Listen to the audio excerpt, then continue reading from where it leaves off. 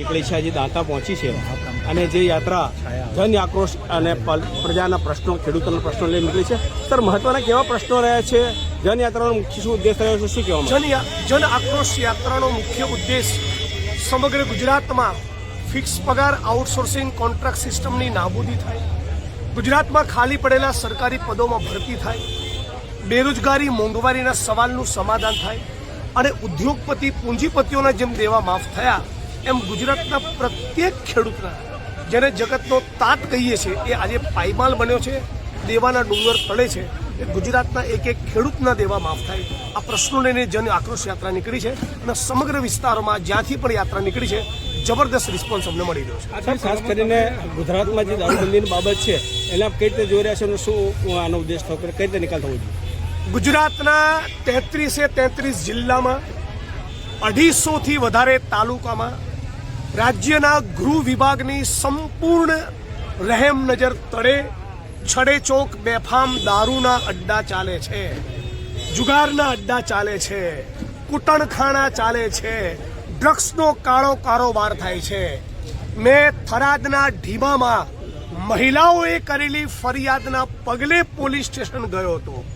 આમાં ગુજરાતના ગૃહમંત્રી હર્ષ સંઘવીએ એપ્રિશિએટ કરવાનું હતું કે એક જનપ્રતિનિધિ જે પોલીસનું કામ છે કરીને બતાવ્યું, એના બદલે અમને મરચા લાગ્યા અને એમણે પોલીસને શું કીધું? કોઈ ચિંતા નહીં, જનપ્રતિનિધિ તો બોલે રાખે, તમે તારે ચિંતા ના કરો, હું બેઠો છું. મતલબ કે દારૂ જુગાર વેપાર જે ચાલી રહ્યો છે ગુજરાતમાં ડ્રગ્સનો, એ બધું યથાવત રહેવું જોઈએ.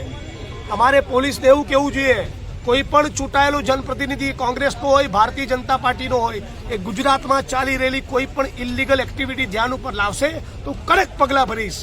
એવું કહેવાના બદલે 8 ચોપડી પાસ માણસ ગુજરાતની જનતાને ગુમરાહ કરે છે અને એવું કહે છે પોલીસ વાળાઓને કે તમે તારે ચિંતા ના કરો. કોણ જોઈએ પટ્ટા ઉતારનારા? હું પણ કહેવા માંગુ છું કે ગુજરાતના ગૃહમંત્રી જ્યારે અમિત શાહ હતા ત્યારે એ પણ એમના ચહિતા પોલીસ કર્મીઓના અને અધિકારીઓને એવું કહેતા હતા કે ચિંતા ના કરતા, હું બેઠો છું. બધાના પટ્ટા ઉતરી ગયા અને એન્કાઉન્ટરના કેસોમાં સાબરમતી સેન્ટ્રલ જેલમાં 7 વર્ષ સુધી અંદર રહ્યા છે.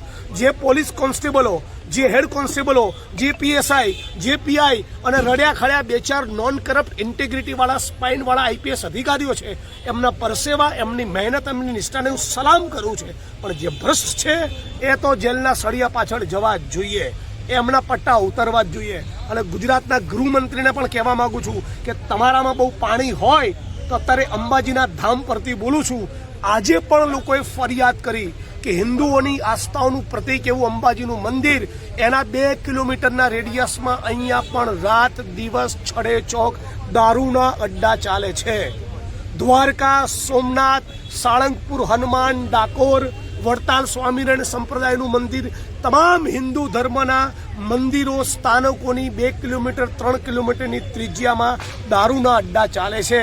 એટલું જ નહીં, ગુજરાતના ગૃહમંત્રીના વિધાનસભા ક્ષેત્રમાં પણ ચાલે છે.